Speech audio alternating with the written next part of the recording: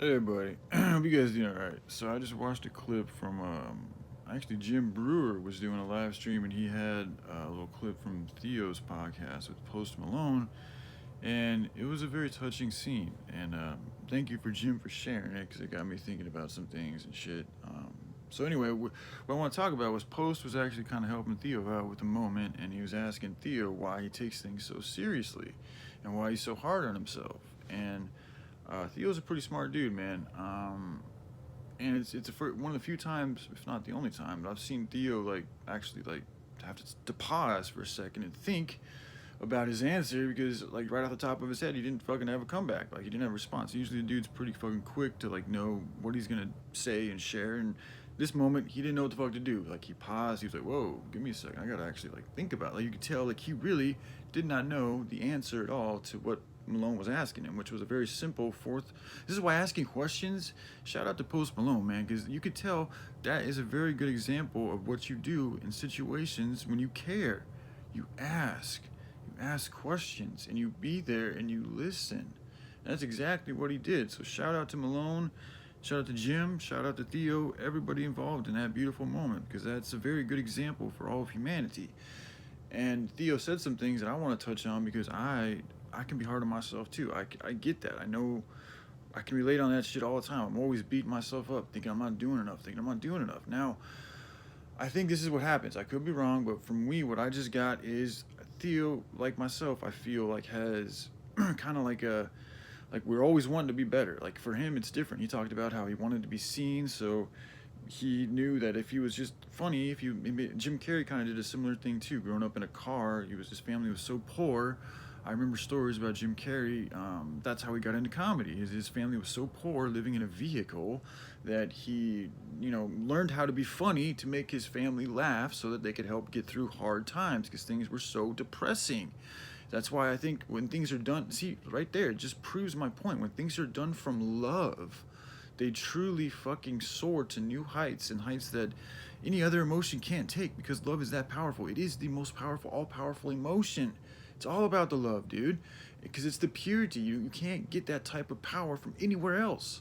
Nothing is as powerful as love because love helps everything else grow. So again, going back to Jim Carrey, he in that moment with the car, he chose in that desperate moment with his family living in a vehicle as a child, he chose to learn how to make people laugh to help his family out in a hard time. He didn't do it because he wanted to make money or any type of these things. It needed to happen. It was a necessity. And I think that a lot of times we humans or any creature chooses to act in accordance of what makes the overall moment better, more loving, good for everybody. Like that's when, because we're choosing to make that sacrifice, that act to jump into that often, if not all the time, uncomfortable spot, when we choose to make that sacrifice, like that is acknowledged, that is taken accounted of. There is a reverberation that comes back on us that is in a beautiful and good manner. Like, because like we are helping the ethers grow in a good way, so the ethers are going to help us grow in a good way. However, there's also resistance. And this goes back to Theo's point, because I think what the devil does, when I'm starting to learn about how the devil and these demons work and shit, is they use our weaknesses and our strengths against us. So like that deep fucking like profound reflection ability or desire to always want to do better, to strive for more, wherever it may be from. Like for Theo, it's because I think he was so lonely growing up. Like I think he grew up in a large family, if I'm not misunderstood, and so he felt like he needed to be good enough to be heard. Like that's fucked up. That his comedy comes from being so fucking lonely. Like he felt like he had to be more or enough, like something different than he was to get attention. Because who Theo? It's really fucked up, dude. Because I guess Theo wasn't enough. Just he felt like he wasn't enough just being Theo to be loved. So he felt like he needed to be more in order to be loved. So it's like even though it's a little that's probably why if you look at Theo's case, he's got a little bit of an issue with addiction, and I mean I do too. So I'm not saying I'm any stranger to this shit, but you can see how why like that with the cocaine, with like he has an issue with the cocaine because it makes you feel so good, like that yearning to want to be accepted, to be cared for, to looked at. The attention is a yearning to feel good. And I have the same fucking issues. That's why I'm an addict. That's why I get suicidal when I don't feel good, or when I don't feel like there's people in my life that really care about, like, that want to, my family's my family, but like people that want to care about me. I can feel bad because you start feeling like there's something wrong with you and you're lonely, and it's like, what's the point of being here if I don't got nobody in my life? Like, the brain, because it doesn't feel good. So anyways, I'm getting off a point. That's also like what I'm doing is in a love, because at the end of the day, I am motivated by my loneliness to develop a play, like, and also to learn like what happened with my friends, what's happened with humanity, like why is everything so fucked up?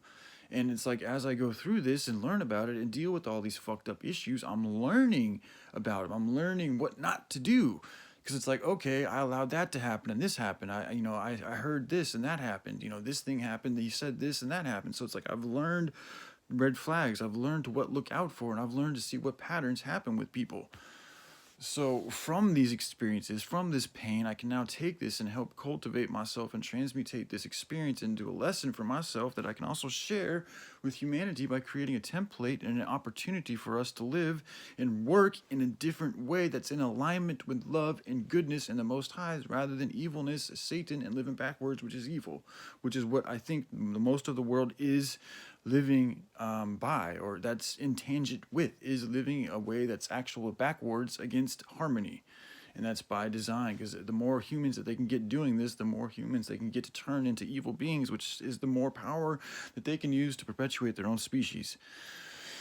But again, getting back to my point with Theo, I think because he has that care to want to be that much more for what he needs to be in order for people to love him, which comes from stems from a place of being lonely, but it also comes from like, along with that, so like he's got that desire within himself, but it's the same way with his faith. Like he's always wanting to do more for the Lord. I feel like he's always got that, I could be doing more, I could be doing more, I could be doing more. Just the way that I've heard him talk about how he feels like there should be a cap on how much people make. Like, that's from him thinking about how God would look on the world, because he'd be like, yeah, dude, I mean, this is kind of crazy. Like, these people have way more money than they could ever even spend in their fucking lives, and yet there's children dying fucking because they don't have enough food. Like, he knows things are fucked up. He knows humanity has an issue with greed.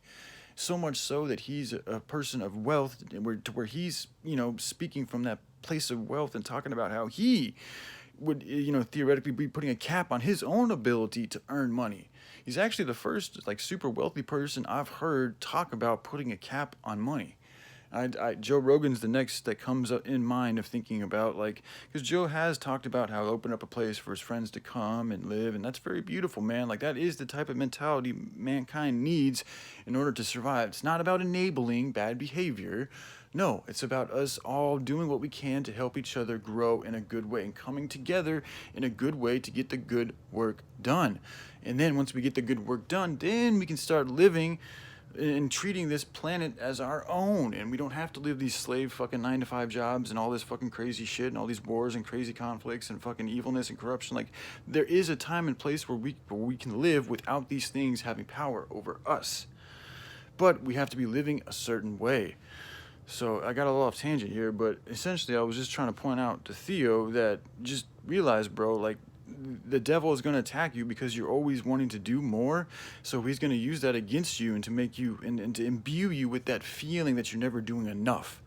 But don't get that twisted up. Your desire to want to do more, that comes from a beautiful divine place that is pure and holy. Like, that is good and God. Like, hold on to that. And just know when a force is trying to beat you down, making you feel like you ain't enough, that's not from God. It's not from God. That's from the devil. That's from the dark one. That's from those that don't want you to grow. So don't listen to it. Anybody out there, don't listen to that voice. Myself too. And I do at times. And you guys probably will too. That's okay. But if you can, at least, if you are listening, I hope that at least a sliver of that hope of my voice gets through to you in that moment. And you can at least be aware that there is something literally trying to keep you from being happy, from growing, from being more, from being strong, from persevering.